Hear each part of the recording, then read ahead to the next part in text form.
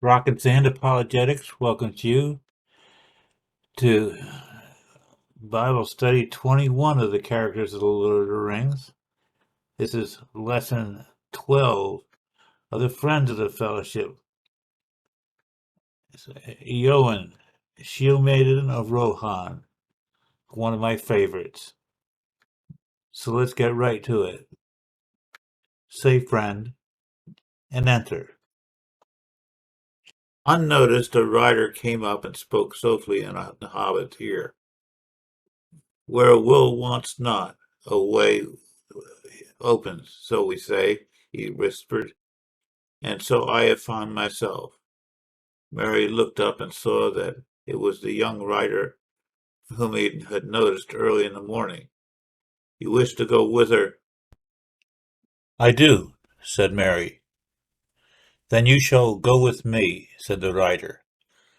I will bear you before me under my cloak until we are far afield, and this darkness is yet darker. Such good will not be denied. Say no more to any man, but come. Eowyn's tale is a complicated one. Like her brother, they were raised by Theoden King after an orc raid killed their father and their mother died of health issues. A woman who feels deeply finds the presence of Aragorn stirred up a love within her, even though she realizes that their competition, namely Arwen, far surpasses her, not just because Arwen's beauty and elvish heritage, but because Aragorn already loves her.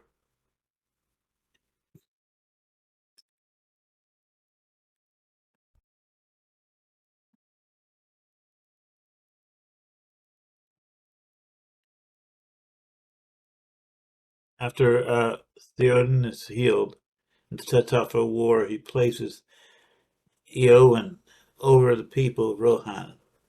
This is not something that she wants to do.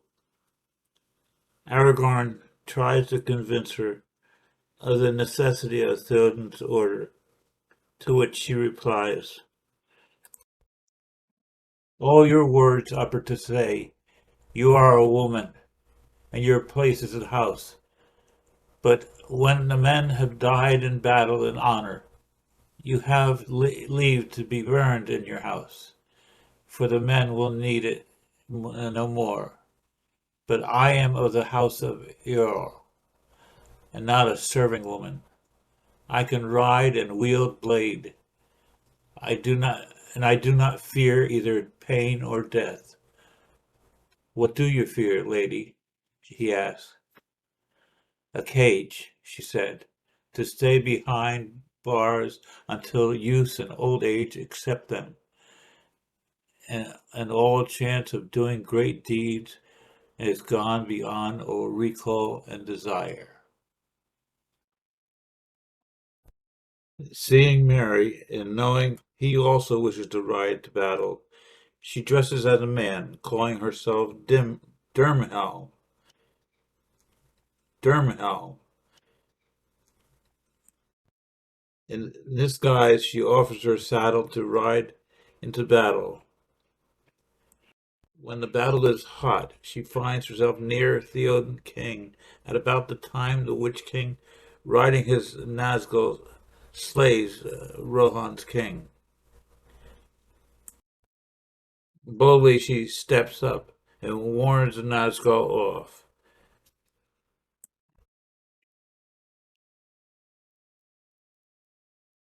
Well, she and Mary succeed in slaying the Witch King, something no man can do. She is mortally wounded. More than that, she has no wish to recover.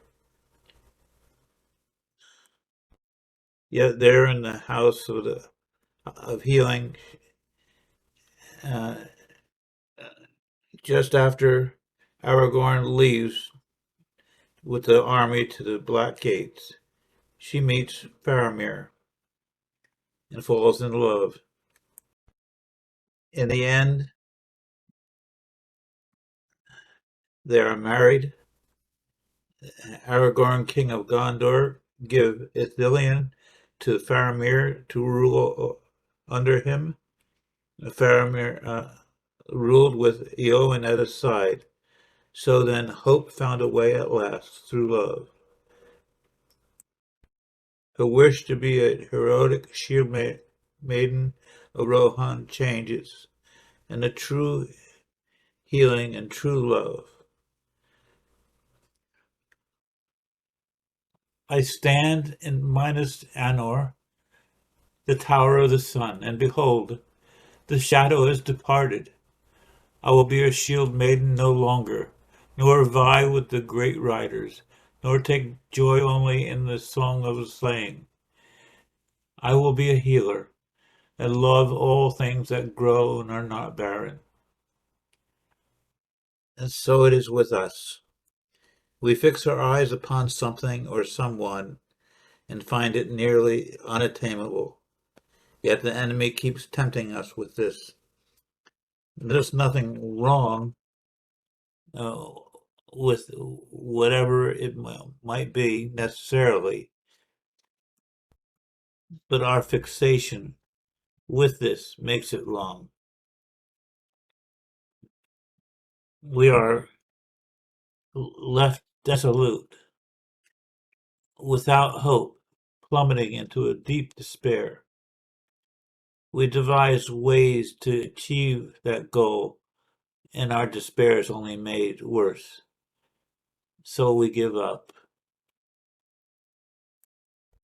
We look for a way uh, to an end, find an end for the most part, an honorable end. Perhaps this is why young men and women volunteer for active duty. They wish to die uh, for defending their country, just as Eowyn wished. And at the final moment, when despair has come full blossom, we'll find we have nothing to lose and make a heroic stand, not because we are heroic, but because we wish to die. It is then that God's love reaches out to us and says, "Not yet. I have work for you, my child." Wounded in body and spirit, emotionally destroyed, we wait for death to take us, but it will not. For Jesus overcame death on the cross. When we realize the vastness of his love towards us at that moment, we fall in love with the one greater than Aragorn, one who is King of all. And this Jesus, this Lord of all creation, asks us to live with him eternally, to share his love and joy, his peace, forever in his house. We are broken down only to be made anew.